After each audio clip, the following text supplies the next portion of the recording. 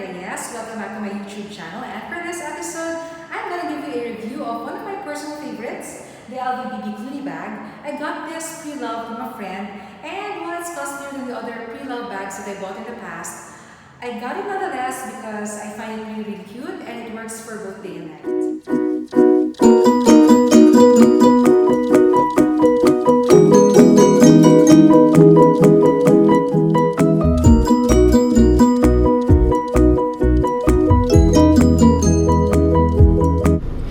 I bought my BB Cluny bag early this year. I got it half the retail price because it's pre-loved, and since then, it's one of my go-to bags whenever I want something that's eye-catching and functional at the same time.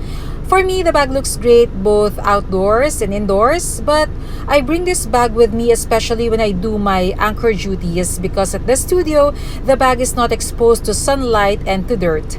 But occasionally, I also bring this bag with me whenever I'm out on the field. For me, the size is perfect. It holds all of my daily essentials compared to the size, which is slightly 1.5 inches bigger than the BB size.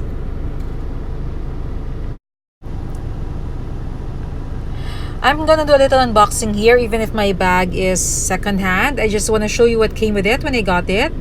It still has the receipt, the box, the strap. What I usually do, I keep my bag inside the dust bag and inside the box to keep it away from dirt. But occasionally, I take it out so that it doesn't get molds. I'm just gonna attach the strap to the rings. The clasp is made of gold hardware, which complements the monogram canvas. If you're getting this BB size, the strap color is a combination of fuchsia and Bordeaux red. If you're getting it in size, the strap color is a combination of blue and Bordeaux red. This Cluny BB bag is in monogram canvas. It's a giveaway that what you're carrying is a Louis Vuitton. If you're not a fan of ostentatious designs, I suggest you go for the epileather or the coquelicot. Since I didn't get it straight from the store, I really didn't have much of a choice, but okay lang kasi I'm such a huge fan of the monogram print. It also has a key bell or clochette where you can attach a padlock as an embellishment of the bag. Now let's talk about the compartments of the bag. The Cluny BB bag, it has one big main compartment. Here you go. You can put your wallet inside, your power bank, or what have you. It also comes with 2 interior pockets. You can put your credit card, your IDs, and it also has one zip pocket. Usually, I put some important receipts in here, or sometimes I put the cord of my cell phone so it doesn't get tangled up. The zipper and the zipper pull, they're gold plated. And even the magnetic closure, it's also gold plated. As you can see, it already has scratches, can't be helped. And at the bottom, it has 4 protective metal studs to protect the leather whenever you put it down on the table. This is the top handle. It's covered with red rubber sealing. Look at that. Ang ganda-ganda. As for the dimensions, the LV Cluny BB bag, it measures 11 inches in length, 8 inches in height, and 4 inches wide. The size is slightly bigger. It's 12.6 inches in length and 9.3 inches in height. So what fits inside this bag? A couple of things. First, I put in my Continental wallet. There you go. If you want to save on space, you can use a smaller wallet or a mini wallet. I'm gonna throw in my glasses, my power bank,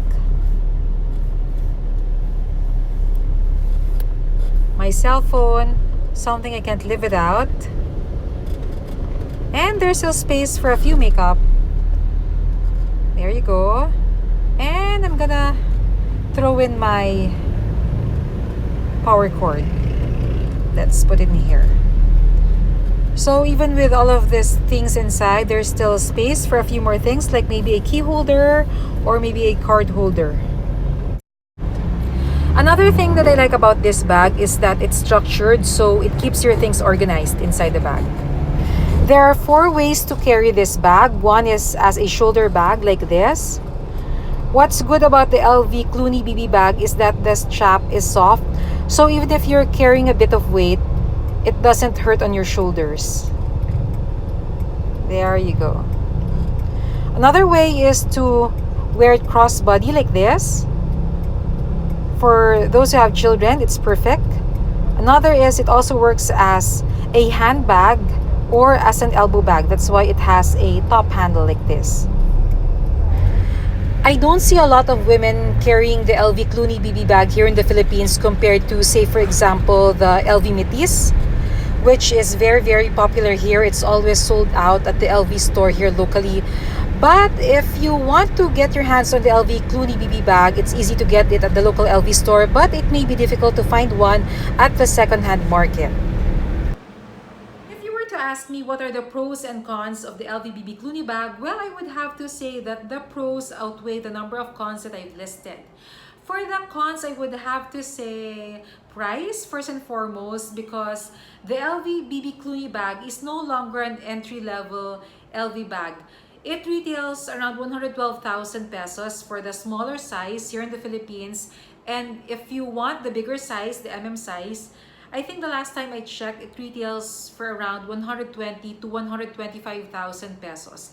Now, if you really dig this bag, maybe you should consider asking your relatives who are based overseas, or maybe you have friends vacationing in Europe, and ask them to buy the bag for you, because that would save you anywhere from 10 to 20,000 pesos depending on which country you're gonna buy the bag from. And secondly, I would have to say another disadvantage of this bag would have to be the vachetta or the cowhide leather trim. Because at first, when you buy this bag brand new from the store, this thing over here, that's the vachetta or the cowhide leather trim. It's light beige in color, but over time it would turn brown, and as it aged, over time it would take a darker shade of brown until it has turned completely patina. Now, please don't be sad, ladies, because it can't be helped. It happens to all of those LV bags with cowhide leather trim.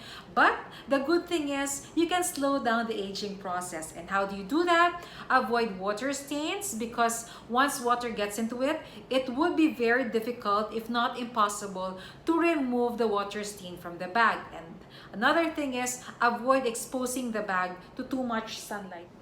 What do I do to slow down the aging process? Well, for example, ako, minsan may mga coverage ako na dala ko tong bag na to and exposed ako sa sunlight.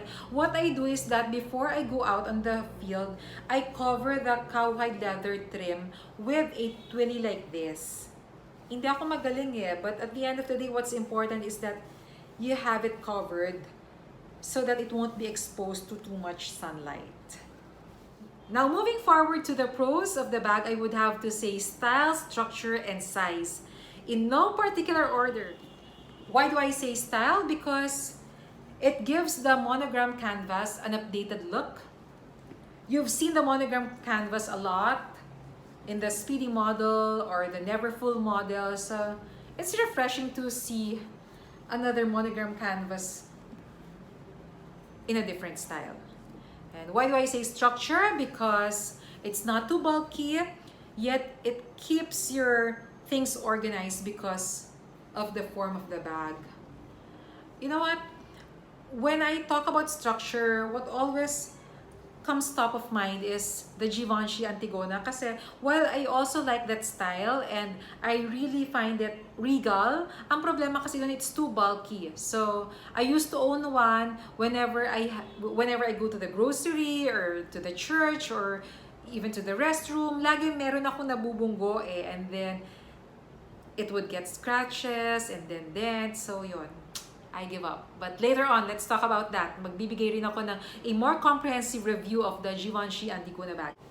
And lastly, I would have to give it a thumbs up for size, because Even if you're skinny, even if you're thin, even if you consider yourself chubby or cute yung size like me, I would have to say that the size is perfect because at the end of the day, what matters is the bag is able to hold together all of your daily essentials.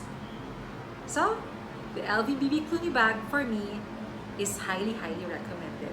That's why I bought this bag and I'm keeping it for maybe a few more months or maybe even years, who knows. I left you hanging pala last time kasi sinabi ko sa inyo na nabawi ko yung price nung LV Neverfull ko that was stolen from me. So, paano ko yun nabawi? Well, when the bag kasi was stolen from me, my 2 smartphones were also inside the bag. So, nabenta yung phone ko sa Green Hills and then somebody bought the phone. The apps were not erased yet. So, nung nag-communicate doon yung mga colleagues ko, luckily, the buyer of the bag answered back. So my colleagues told him, hey, that phone belongs to our colleague Bernadette. Why is it with you? And then he explained, yes, it's a he. He's actually a basketball player, but of course, I won't reveal the name anymore. Siya yung nakabili ng bag ko and he was kind enough to return the phone to me.